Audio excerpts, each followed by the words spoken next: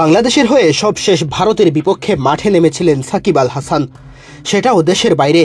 শেষ ম্যাচের আগে ঘোষণা দিয়েছিলেন দক্ষিণ আফ্রিকার বিপক্ষে দেশের মাটিতে অবসর নিতে চান তিনি, কিন্তু রাজনৈতিক পট পরিবর্তনের কারণে সেটা আর সম্ভব হয়নি।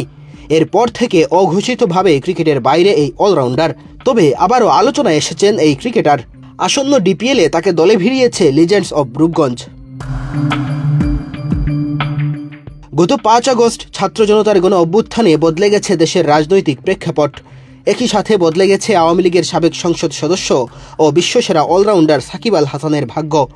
সরকার পরিবর্তনের পর আর দেশে ফিরতে পারেননি এই ক্রিকেটার।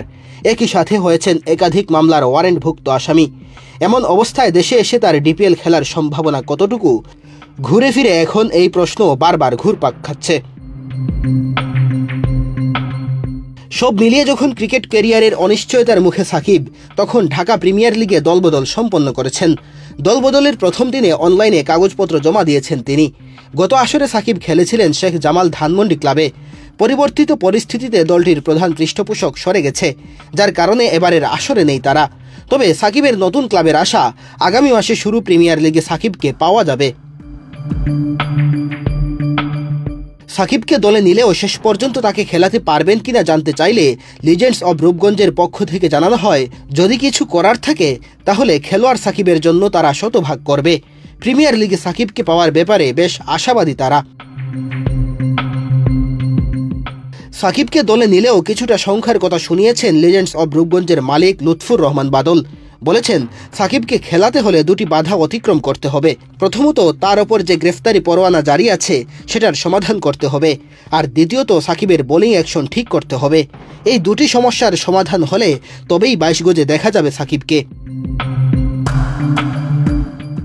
মার্চের প্রথম সপ্তাহ থেকে শুরু হবে প্রিমিয়ার লিগ। তার আগে দলবদল চলবে শনিবার ও রবিবার। অনলাইন এবং অফলাইনে দুভাবেই রেজিস্ট্রেশন করার সুযোগ রাখা হয়েছে। এই মুহূর্তে চ্যাম্পিয়ন্স ট্রফির জন্য পাকিস্তানে অবস্থান করছেন জাতীয় দলের ক্রিকেটাররা। সেখান থেকে অনলাইনেই তারা রেজিস্ট্রেশন করেছেন। জাতীয় দলের ক্রিকেটাররা অনলাইনে রেজিস্ট্রেশন করলেও বেশ কয়েকজন ক্রিকেটার সরাসরি বিসিবিতে এসে রেজিস্ট্রেশন সম্পন্ন করেছেন। সাকিব অনলাইনে তার চুক্তি সম্পন্ন করেছেন। তবে প্রশ্ন হচ্ছে, গ্রেফতারি পরোয়ানা নিয়ে সাকিব কি দেশে ফিরতে পারবেন? আর ফিরলেও আবারও কি তাকে ক্রিকেটের মাঠে দেখা যাবে? সেই প্রশ্নের উত্তর সময়ই বলে দেবে। মেহেদী হাসান তালহা, বাংলাদেশ প্রতিদিন।